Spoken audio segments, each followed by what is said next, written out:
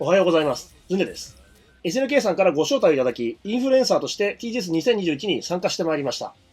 KF15 の私有版をプレイし、録画もしてきましたので、本動画ではその録画データを見ながら、使用可能だった8キャラのインプレッションを複数回に分けて語っていきたいと思います。インプレッションというとなんか横文字ですけども、どんな感じだったのかっていうところをご紹介、解説していくような感じですね。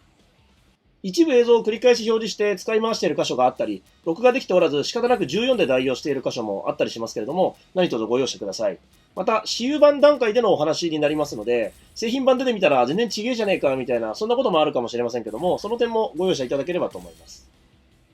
今、キャラクターセレクト画面が映ってると思いますけども、TGS2021 で使用可能だったのは、春英、京、イオリ、イスラ、テリー、アテナ、マイ、レオナの8キャラですね。この中で格闘ゲーマー不慣れだったり、KF は初めてという方にもお勧めできるキャラは、ズバリ京とテリーの2キャラですね。3キャラ選ぶゲームになってますんで、初心者の方もあと1キャラはお好きなように選べる形になってます。本動画ではその京とテリーのインプレッションを語っていきたいなというふうに思っています。他のキャラについては次回以降の動画でお話ししたいと思っています。というわけで早速行ってみましょう。それじゃあ1キャラ目、今日の方に行ってみましょう。今日は先ほど申し上げた通り、初心者の方にもお勧めできるキャラになってます。遠距離達し、つまり強パンチですね。強パンチのモーションが変わっています。KF99 の引き金の初段のような見た目ですね。キャンセルがかかって、これ空振りキャンセルも可能で、あとは特殊技出ないんですけど、必殺技が出せるみたいな、そんなちょっと変わった通常技になってるんですけども、特別隙が大きいわけではないので、結構強気で振っていっちゃって大丈夫な技になってるんですね。遠距離達しがガードされていたり、空中ヒットしていたりした場合でも、荒紙を入れておけば大体なんとかなります。スーパーキャンセルを用いれば、この遠距離達しから簡単に大ダメージを与えられるようになってるんですね。相手の技の空振りに差し込むような形でも使っていけますし、本当にお手軽です。もちろん、強側も露骨に振りすぎて墓穴を掘っちゃうと危ないんですけれども、これは本当使わないと損という技になっています。多くの方がハードルが高いと感じがちな弱攻撃先端ヒットからのキャンセル発動の後、つまりちょっと離れたところからキャンセル発動で連続技、コンボを決めるよっていう、そういう状況も C ボタンを連打しておけばこの技が出て簡単に繋がってくれるので、コンボが苦手という方でも全く問題はないと思います。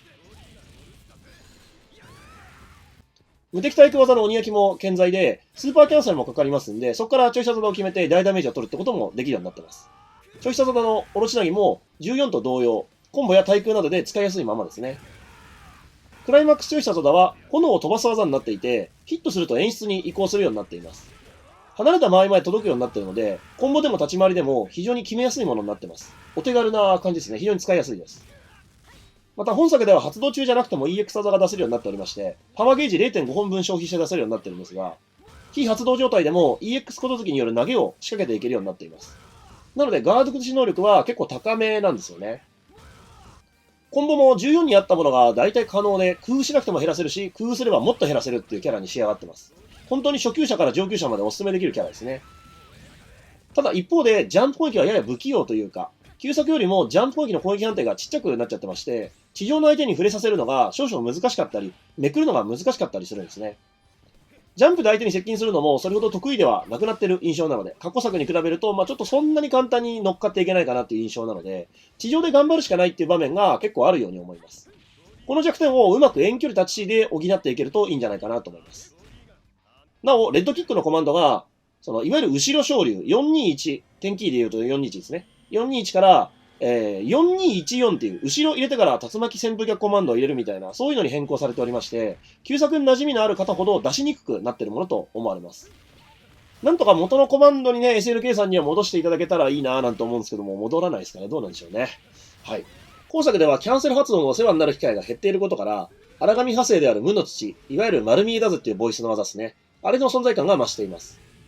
下段技なので、しゃがみガード不能の矢のサビとの次の選択肢になるんですよね。無の土からは引き金が派生で出せるようになっていて、引き金からはさらに追い打ちが可能になっています。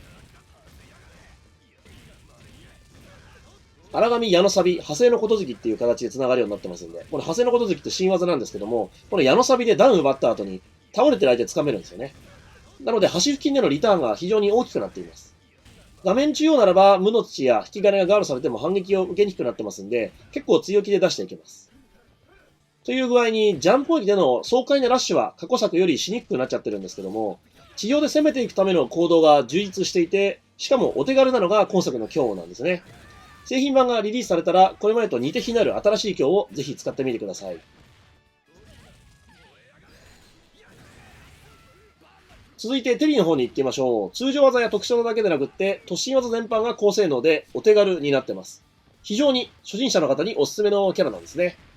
遠距離立ち C、遠距離立ち D の攻撃判定が本当に大きくなっていて、上下にその攻撃判定が伸びているので、牽制として非常に優秀です。振り回すだけで相手にプレッシャーを与えられるようになってますね。ジャンプ打っ飛ばしも相手に触れさせやすい形をしていて、攻めの起点として優秀です。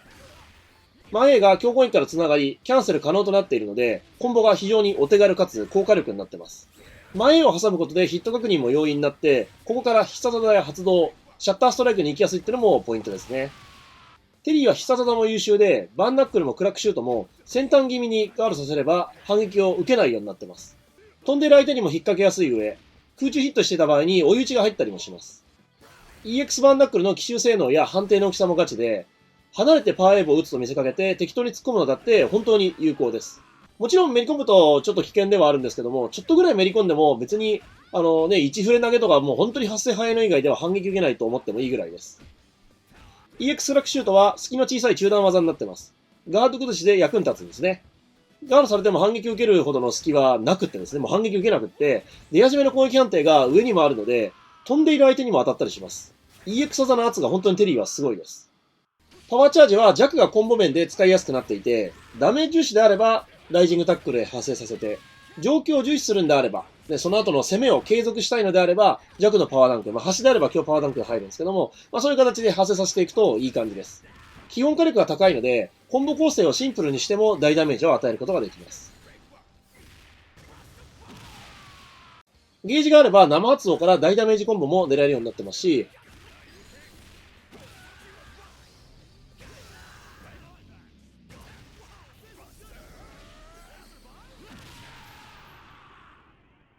バーンナックルはヒット、その状況込みの確認なんですけども、確認して長必殺技で繋げることも可能になってます。ついでに、今回のライジングタックルはためコマンドではなくって昇竜コマンドになってるんですよね。今回の狼は本当にヤバそうです。ただし、牽制技は比較的大振りなので、調子に乗っていると空振りを高められることも結構ありそうです。上級者相手に考えなしに牽制技や突進技を出していると、痛い目に遭うなんてこともそれなりにあるかなと。